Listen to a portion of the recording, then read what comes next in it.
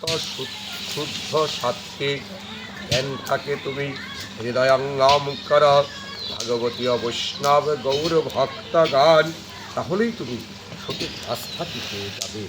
আর রজগুণ যদি তোমার মধ্যে থাকে তাহলে তোমার ভিতরে বিকার জন্মগ্রহণ করবে, তেজ জন্মগ্রহণ করবে, অহংকার জন্মগ্রহণ করবে, রাগ জন্মগ্রহণ করবে, ক্রোধ জন্মগ্রহণ করবে এই তোমার রজগুণের দ্বারা। তাই কি বললো, তোমাকে রজগুণটাকে প্রশমিত করতে হবে সত্যগুণে। বলে প্রমাণ কোথায়? মা কালীর মূর্তিটা দেখছেন? মা কালীর মূর্তিটা কি? সে কি করে, একটা জীবকে কামড় দিয়ে কামড় দিয়ে রাখছে না? কিসের প্রতি? কারণটা কি একবার চিন্তা করে দেখেছে? ভাগবতী বৈষ্ণবগণ, লালটা হলো রজগুণের প্রতীক আর সাদাটা হলো সত্যগুণের প্রতীক। দাঁতটা কি? দাঁতের রং কি? সাদা। আর জীবের রংটা কি? লালটা হলো রজগুণ। তার মানে কি, এই রজগুণটাকে সত্যগুণ দ্বারা চাপ দিয়া রাখছে, দাঁত দিয়ে আটকাইয়া রাখছে। মা কালীর মূর্তিতে বলছে, তোমার দেহের মধ্যে রজগুণ যদি সৃষ্টি হয়, অবলীলাক্রমে তুমি সত্যগুণের দ্বারা তাকে অবদমিত করে রাখবে, যেন রজগুণটা যেন বাড়তে না। ভাগবতী বৈষ্ণব গৌর ভক্তগণ, তমগুণটাকে ভাগবতী বৈষ্ণব গৌর ভক্তগণ, তমগুণটা হলো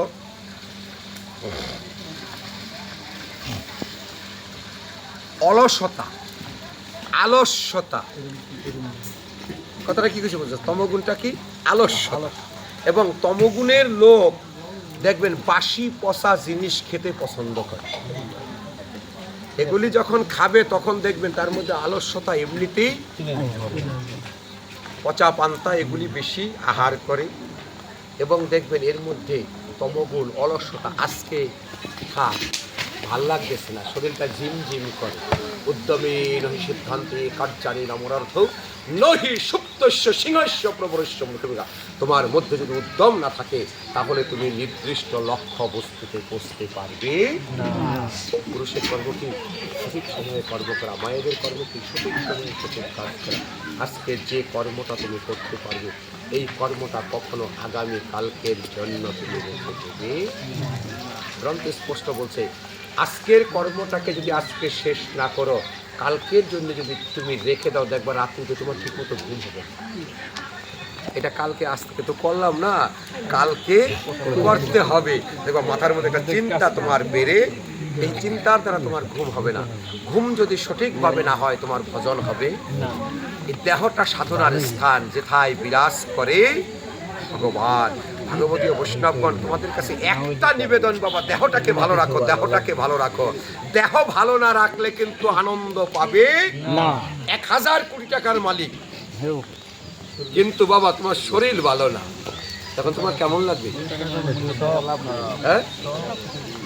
আর তোমার শরীরটা ঠিক আছে, পাসপোর্টটা ঠিক আছে, সারাদিনে একবার ভিক্ষা করে সাকন্য খাও, তারপরেও দেখবা হে কি আনন্দে তুমি। আমি জিজ্ঞেস করেছি ভাগবতী বৈষ্ণবগণ, ঘরের বেড়া নাই, মানে পাটখড়ির বেড়া, তারে জিজ্ঞেস করেছি কেমন আছো, হাত উঠাইয়া খটখটাইয়া হাসিয়া, তার হাসিটার মধ্যে গোবিন্দ অনেক ভালো রাখছে, অনেক ভালো রাখছে। 3 তলা বিল্ডিং, মোজাইক করা, টাইলস পাথর দেওয়া। জিজ্ঞাসি কেমন আছেন বৈষ্ণব? আর বলেন না, সকালে একটা ইনসুলিন দিতে হয়, রাত্রে একটা দিতে হয়, দুপুরে আরেকটা বিষের ইনজেকশন দিতে হয়। মানে এই কথা বলে কি দেখেন, আমি যে আসছি আগে দেখেন এই পোটলাটা আগে সবচাইতে আগে ব্যাগে ঢুকাইতে হয়। ভালো জামা কাপড় ঢুকানোর আগে এইরকম একটা পোটলা বাবা আমার দেখাইলে, এই পোটলাটা আগে ঢুকাইতে হয়, জানি কোনোটা যেন বাদ না পইরা যায়। তার মানে কি, তাহলে সুখটা কোথায়, শান্তিটা কোথায়? ভাগবতী বৈষ্ণব গৌর ভক্তগণ, এই দেহটাকে যদি কৃষ্ণ নামামৃত রসের দ্বারা, যদি শুদ্ধ সাত্বিক জ্ঞানের দ্বারা, আজকে বলছে আমার এই জ্ঞানটাকে তুমি বারবার গ্রহণ করতে চেষ্টা করো আর অভ্যাস করো। এইভাবে কিন্তু হবে না বাবা। তোমার দেহটাকে ভালো রাখতে হইলে কি করতে হবে? ভালো মানুষের কাছে যাইতে হবে। 1 নম্বর কথা সত্য না মিথ্যা? ভালো মানুষের কাছে কেন যাইবা? ভালো মানুষের কাছে গেলে ভালো কথা শুনবা, ভালো মানুষের কাছে গেলে তোমার কি হবে? ভালো উপদেশ তুমি শুনবা। বলছে কি, বিষয়ীর অন্ন খাইলে মন হয় মলিন, গ্রন্থ স্পষ্ট বলছে, আমার কথা নয়, ভাগবতের কথা। ভাগবত এই জন্যে দেখবেন সাধক ভজনের পথে যারা যায় তারা সবার হাতের জিনিস গ্রহণ করে। কারণটা কি বলছে বাবা? বলছে বিষয়ীরা অন্ন গ্রহণ করলে তোমার মনটা আস্তে আস্তে মলিন হবে। একটা উদাহরণ দিই, যে যেই প্রকারের ব্যক্তি ওই প্রকারের কথাই তোমার সাথে বেশি বলবে। এইভাবে অনুসরণটা দিতে হইব। এটা কিন্তু দোষ না বাবা, এটা তার সহজাত প্রবৃত্তি। যেমন কুমারের ছেলেটা এমনিতেই হাড়ি বাতিল বানাইতে পারে, তারে শিখান লাগে, কথা সত্য না মিথ্যা? আর ব্রাহ্মণের ছেলে এমনিতেই সূর্য মন্ত্র দিতে পারে। ওই বাপে দেখে সকালবেলা ঘুম থেকে উঠাই কি করে, সূর্যের প্রণাম করে, ওই ব্রাহ্মণের ছেলেটা এমনিতেই তা শিখতে পারে। এটাকে বলে সহজাত প্রবৃত্তি। আর তাই বলছে, যেই সঙ্গ করে গোসাই সেই সঙ্গ হয়, সঙ্গ গুণে ভালো মন্দ জানিবে নিশ্চয় ভাগবতীয় বৈষ্ণব গৌর ভক্তগণ। যেমন ধরেন এই সাধু সঙ্গে যারা চলে, যারা কৃষ্ণ ভক্তি রসের সঙ্গে চলে, শুদ্ধ জ্ঞান চলে, ভাগবতীয় বৈষ্ণবগণ, তাদের কাছে রোদও নাই, শীত নাই, গ্রীষ্ম নাই। শীত আর গ্রীষ্মে যদি আটকাইয়া দিত তাহলে আমি আর সজল চলতে পারতাম না। সত্য প্রবাহে যারা বিল্ডিং এ থাকতে পারে না, তখন রাত্রি 1টা 2টা 3টা আমরা তখন মোটর সাইকেল খোলা জানে রাস্তায়। তার মানে কি এটা অজুহাত? সাধু সঙ্গে যেতে পারি না, খুব ঠান্ডা পড়ছে, এটা কি অজুহাত? 50 কিলোমিটার রাত্রে যদি মোটর সাইকেল চলা যায় সত্য প্রবাহের মধ্যে, তাহলে ঘর থেকে বাইরিয়া মন্দিরে যাওয়া যায় না? পাঠ হয়েছে কয় কি আজকে খুব ঠান্ডা পড়ছে, মন্দিরে মনসা মন্দিরে আজকে যাওয়া যাবে, ঠান্ডা পড়ছে। এই জায়গা থেকে এই জায়গায় যেতে পারে না, ঠান্ডা পড়ছে, অজুহাত। ভাগবতীয় বৈষ্ণব গৌর ভক্তগণ, আর তাই বলছে তোমাকে উদ্ধার হতে হলে 3য় নম্বর হাতের প্রভাব থেকে দূরে রাখতে হবে। এই হাতটা বড় মারাত্মক হাত, বুঝছেন? একটা হলো ডাইন হাত, একটা বাম হাত, আর একটা কি হাত? অজুহাত। অজুহাতটা খুব শক্তিশালী বাবা। দেখবেন সাধন ভজন করতে পারে না, বলে বাবা গুরু মন্ত্র জপ করেছ, বলে সব কাজ করিবার সময় আছে, ওই কাজটা করিবার সময় পাই। ভাগবতীয় বৈষ্ণব গৌর ভক্তগণ, আর তাই কি করেছে? শুদ্ধ সাত্বিকতার ব্যাখ্যা হচ্ছে আজকের বৈষ্ণব সমাজ। অতি চমৎকার একটি জায়গা আজকে দর্শন করতেছি বাবা, মারাত্মক ভাবে, অতি চমৎকার। এই দেহ বন্ধন থেকে মুক্তি লাভ করতে হলে গীতার জ্ঞান লাগবে। তাহলে আমরা কি মুক্তি হতে চাই না বলেন? আর মুক্তি না হইলে আমরা সুখ পাবো না। মুক্তি না হইলে কি পাবো না? সুখ পাবো না। তাহলে এই বৈষ্ণব সেবার দ্বারা আজকে আমরা এমন জ্ঞানটি আমরা গ্রহণ করে নিয়ে যাব, যে জ্ঞানের দ্বারা যেন আমরা মুক্তি লাভ করতে পারি। যে জ্ঞান পেলে ভগবান ভক্তের জন্য দাঁড়িয়ে প্রমাণ আছে রে বাবা। কি করেছে ভক্তের জন্য জানো? ছোট্ট একটা উদাহরণ গ্রন্থ থেকে, মাধবেন্দ্র পুরীপা, খেয়াল করেন, খুব গুরুত্বপূর্ণ কথা। যিনি মহাপ্রভুর পরম গুরু। পরম গুরু হয় বলে কাকে? পরম গুরু কাকে বলে? গুরু প্রণালী পেয়েছো এখানে যারা আছো? একজন। আর কে? দুইজন। পরম গুরু কাকে বলে? যিনি গুরুর গুরু।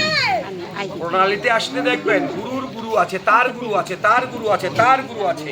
আপনি পরিবারভুক্ত যে, সে হলো একদম প্রথম 1 নাম্বার। যেমন আমরা নিত্যানন্দ পরিবার, এই নিত্যানন্দ পরিবারের একেবারে সর্বোচ্চ শাখায় আছে কে? মঞ্জুরি অনুগত হয়ে আবার সেই প্রভু নিতাই চাঁদ। যেমন নিতাই চাঁদের 2টি শাখা, একটা জাহ্নবী, একটা বসুধা মাতা। আমরা প্রথম শাখা থেকে আসছি, আমরা জাহ্নবী শাখা থেকে আসছি। তো আস্তে আস্তে আস্তে আস্তে আমার গুরুদেব প্রভুপাদ জীবন কৃষ্ণ গোস্বামী, নিত্যানন্দ বংশ তিলক, 13 পুরুষ, আমার প্রভুপাদ জীবন কৃষ্ণ গোস্বামী, আমি তার দাস। কথা কি বোঝা গেছে? গুরু প্রণালী বুঝতে পেরেছ? আমার 13 পুরুষ, আমার গুরু হলো নিত্যানন্দ বংশের 13 পুরুষ, আমি তার দাস। তাহলে দেখেন এই যে যে গুরু প্রণালীতে থাক, সেটা লাগবে না, লাগবে না, আমার লাগবে না, ভক্তদের ভাগবতী আমার লাগবেই না, আমার লাগবে না। ভাগবতী বৈষ্ণব গৌর ভক্তগান, যখন আপনি এই গুরু প্রণালীতে যাবেন, এই গুরু প্রণালীটা কিন্তু আপনার স্মরণ করতে হয়। ভগবতী বৈষ্ণব গৌর ভক্তগান, এবং এই প্রণালী কিন্তু মঞ্জুরি অনুগত বাবা, এটা বুঝবেন। যখন ভজনের জগতে যাবেন, সাধনের জগতে যাবেন, গুরুর কাছে যাবেন, তখন আপনি গুরু আপনার গুরু আপনাকে আস্তে আস্তে করে শিক্ষা দান করবে। ভগবতী বৈষ্ণবগণ, আপনি কোন সম্প্রদায়, কোন অঙ্কে আছেন, কততম আপনার গুরুদেব, আপনি কোথায়, এগুলো সব জানতে পারবেন। তো ভাগবতী বৈষ্ণব গৌর ভক্তগণ, যে জন্য বলছিলাম, মাধবেন্দ্র পুরীপাদ হলো মহাপ্রভুর দীক্ষার লাইনে পরম গুরু। মানে একটা গুরুর উপরে যে তাকে বলে পরম গুরু। গুরুর গুরু সে হলো কি মহাপ্রভুর গুরু। মহাপ্রভু আইসো মা, জয় নিতাই গৌর এলো আমার মা। গুরুর গুরু হলো পরম গুরু। তাহলে মহাপ্রভুর গুরুকে ঈশ্বরপুরী, খেয়াল রাখবেন। মহাপ্রভুর দীক্ষা গুরু হলো কে? ঈশ্বরপুরী। আর ঈশ্বরপুরীর দীক্ষা গুরু হলো মাধবেন্দ্র। এই জন্য দেখবেন 64 মহন্তের যে ভোগরাগ, তাহলে সেখানে পুরীবর্গ আছে। পুরীবর্গ কারা? এই যে মহাপ্রভুর গুরুবর্গ যারা, এরা হলো পুরীবর্গ। ভগবতী বৈষ্ণব গৌর ভক্তগণ, মনে হচ্ছে হবে না জীবনে এই গ্রামে 64 মহন্তের ভোগরাগে হইলে এই এলাকাবাসী দেখতে পারতো। অনেক ব্যয়বহুল হয়ে গেছে। অন্তত পক্ষে 10 লক্ষ টাকার লাগবে কাপড় আর মাটির জিনিস। বর্তমানে যে মাটির জিনিসের যে দাম, ভগবতী বৈষ্ণব 6খান ভোগের জন্য যদি 2000 টাকা লাগে মাটির জিনিস, তাহলে এখন পর্যন্ত ভোগ 400-র উপরে। 2 প্রণালীতে করতে গেলে 460-65 করতে গেলে 170-76। অনেক বৃহৎ কর্ম, আর লোকও পাবেন না, আর জায়গাও পাবেন না। ভগবতী বৈষ্ণবগণ, তো ধানি জমির মধ্যে করা হয়েছিল সুন্দর আমাকে। তো সেখানে মানব আমার নাই, আলোচনা শেষ করে দেবো, 2টায় শেষ করে দেবো। আবার এখান থেকে ভোগারতি শেষ করে আবার চলে যাবো। আজকে অনেক একটা বাদ আছে, বরিশাল যাব। ভাগবতী বৈষ্ণব গৌর ভক্তগণ, তো মাধবেন্দ্রপুর বৃন্দাবন পরিক্রমায় গেছে। দেখেন শুদ্ধ জ্ঞানের দ্বারা কি হয়, একটু আলোচনা করি, আজকে শেষ করে দিব। কথা খেয়াল করেন। বৃন্দাবন পরিক্রমা করতে করতে গোবর্ধন পরিক্রমা করতেছে। গোবর্ধন পরিক্রমার ডিজাইন আছে আলাদা। কেউ হেঁটে হেঁটে করে, কেউ শুয়া শুয়া করে, কেউ গড়াইয়া গড়াইয়া করে। যে ভক্তের যেমন ভাব, সে ওইভাবে এই বৃন্দাবনের গোবর্ধন পরিক্রমা করে। জয় নিতাই জয় গৌর। তো ভাগবতী পরিক্রমা করে অত্যাধিক পরিশ্রান্ত হয়ে গিয়েছে। তো পরিশ্রান্ত হইয়া গোবিন্দ কুণ্ডের পাশে বৈশা বৈশা বিশ্রাম নিয়েছে। বিশ্রাম নিতে যাই তন্দ্রা একটু ঘুমাই গেছে। বেশি কাজ করলে তখন দেখবেন যে একটু বিশ্রাম নিলে কি হয়। তো মাধবেন্দ্র পুরীপাদ সারা দিন অনাহারে ছিল। কারণ তার সংকল্প ছিল সে অযাচক বৃত্তিতে জীবিকা নির্বাহ করতো, কারো কাছে কোনো জিনিস চাই করত। বুঝতে পেরেছো বাবা? কোনো ব্যক্তি যদি তাকে কিছু দেয় তাহলে খেত, আর না দিলে না খেয়ে থাকতো। তো ওই দিন সারাদিনে কেউ তাকে কিছু দেয়, তাহলে স্বভাবত কারণে তার কোনো কিছু সেবা। সারাদিন পরিক্রমা কইরা একবার অনাহারে সে বসে আছে গোবিন্দ কুণ্ডের পাশে। একটু গাছের সাথে দিয়া যখন বসছে, ওই কুণ্ডের মানে বাতাসে, বাতাসে কি হয়েছে বাবা?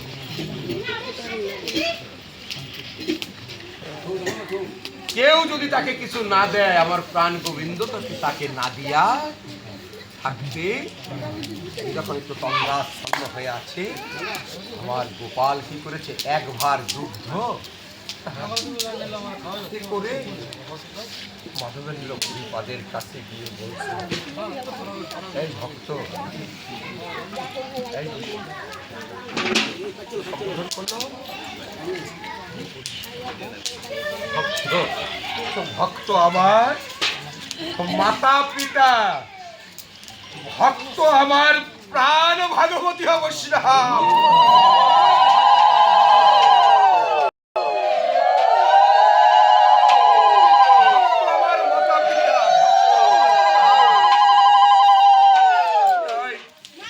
মাধবেন্দ্র পুরীপাদ যখন বসে আছে অনাহারে, আমার ভগবান গোপাল এক ভার দুগ্ধ তার কাছে গিয়ে বলছি, তোমার জন্য আমি একটু দুগ্ধ এনেছি। মাধবেন্দ্র পুরীপাদ ঘুমের ঘরেই বলছে, কে কে এমন আমার বান্ধব? সারাদিন কেউ আমাকে কিছু দেয় নাই, তুমি এমন কে বান্ধব আজ আমার কাছে এসে আমাকে অনাহারি মনে করে আমাকে দুগ্ধ ভিক্ষা দিচ্ছ?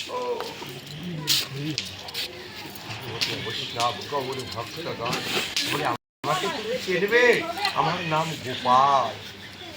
স্বপ্নে কিন্তু কথা হচ্ছে, কথা খেয়াল করে, আমার নাম কি? গোপাল। এই কোথায় থাকো? ওই যে দেখো একটা ভাঙা জীর্ণ কুটির পাতার ঘর দেখা যায়, ওখানে গেলেই আমাকে তুমি পেয়ে যাবে।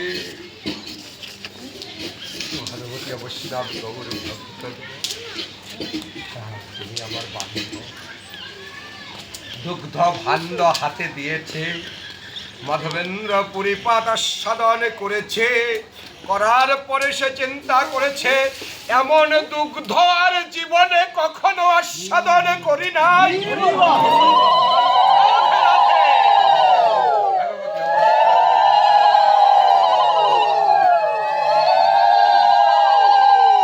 আজকে এই শরীয়তপুরে মধ্যাহ্নকালীন বৈষ্ণব সেবায় ভাগবত পাঠে যুক্ত হয়েছে আমার সন্তান নীরব ভোলা থেকে।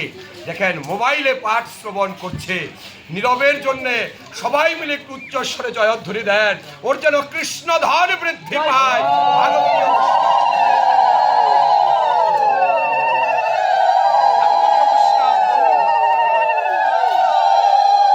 সকালবেলা ভোর হয়ে গিয়েছে, হওয়ার পরে সে চিন্তা করেছে, আমাকে যে দুগ্ধ খাওয়াইল, হ্যাঁ, আমাকে যে এত ভালোবেসে আস্বাদন করাইলো, সে কোথায় থাকে? পাতার ঘরে। তাহলে আমি কি করব? আমি ওখানে যাব। যখন গিয়েছে, যাওয়ার পরে দেখে ঘর খালি, ঘরটা খালি। এখন দেখি এক জায়গার মাটি কতটুকু খোঁড়া, তো ও করছে কি, ওই মাটিটাকে একটু সরাইছে। সরানোর পরে দেখে যে ওই মাটির নিচে চাপা পড়ে আছে আমার বালক পাহাড়।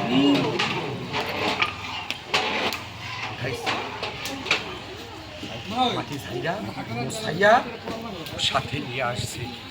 রাত্রিতে গোপাল তাকে বলতেছে, বাবারে, বলে কি, আমি মাটি চাপা পড়ার কারণে আমার অঙ্গে তাপ লেগে আছে, তুমি আমাকে কাজ করো, আমার চন্দন মিশ্রিত করে চন্দন ঘষে আমার অঙ্গে চন্দনের লেপ দিলে আমি শীতল হয়ে। আমি চন্দন পাবো কোথায়? বলে লীলাচল থেকে তুমি চন্দন নিয়ে আসো। কতটুকু আনবো? বলে 1 মণ আর 20 তোলা কর্পূর। রওনা হয়েছে। অদ্বৈত গৃহে গিয়ে যখন উপস্থিত হয়েছে রাত্র, ওই রাত্রে অদ্বৈত প্রভুকে কৃপা করেছে মাধবেন্দ্র পুরীপাদ। ওখান থেকে রওনা হয়েছে, রাত্রি হয়েছে রেমুনায়, অবস্থান করেছে রেমুনায়। রেমুনাতেই বাবা গোপীনাথের মন্দির, ভাগবতী বৈষ্ণব গৌর ভক্তগণ। গোপীনাথকে সন্ধ্যাকালে ক্ষীর দেওয়া হইত প্রতিদিন, অমৃত কেলি ক্ষীর প্রতিদিন দিত বাবা। তো এই যে ক্ষীর যে দিত, ওই দিনও দিয়েছে। এইবার মাধবেন্দ্র পুরীপাদ বন্ধুগুলো প্রণাম করেছে, প্রণাম করে যখন তাকিয়েছে, এইবার দেখে কি প্রভুর সামনে কি দেওয়া, লোভ লেগেছে প্রসাদ আস্বাদনে। বলছে সকল লোভ খারাপ নয়, কাম ক্রোধ লোভ মদ মোহ মাৎসর্য এটাকে পরিত্যাগ করতে বলে না, পরিত্যাগ নয়, এটাকে বশীভূত করো, কৃষ্ণ চরণের দাস করো ভাগবতী বৈষ্ণবগণ। লোভ না থাকলে তো তুমি কৃষ্ণ কথায় চাইবা না। এই গ্রামে কি এই কয়জন লোকই আছে? পুরা গ্রাম নিমন্ত্রণ করে নাই? করছে না করে নাই? এই কয়টা লোকেই আছে। তাইলে তার মানে কি এই কয়টা লোকের একটু লোভ বেশি, কথা সত্য না? সবচাইতে বেশি লোক কার? ওই যে নিরঞ্জন কাকা, যে দুরারোগ্য ব্যাধিতে শুনেছিলাম আক্রান্ত হয়েছে, প্রভুর কাছে ধ্বনি দেওয়ার কারণে আজকে আমার কাকা মুক্ত হয়ে গিয়েছে। তার কোনো রোগ ব্যাধি নাই।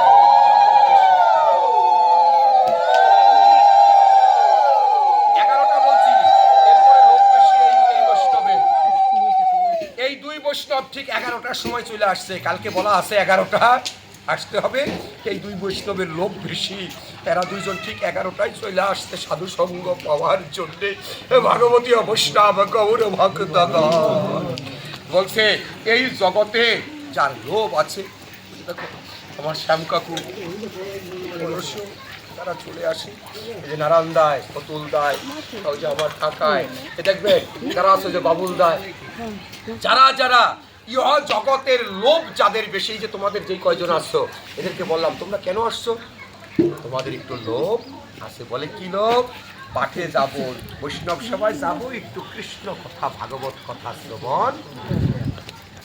আর ভগবান বলছে এই লোভ যার থাকে, আমার লোভেও আমি ওই ভক্তদেরকে দুহাত তুলে আমার বুকে নিয়ে আসি, ওই ভক্তকে আমি জড়িয়ে ধরি, এই কৃষ্ণ কথার দ্বারা আমি তাকে উদ্ধার করি এই জগৎ সংসারে।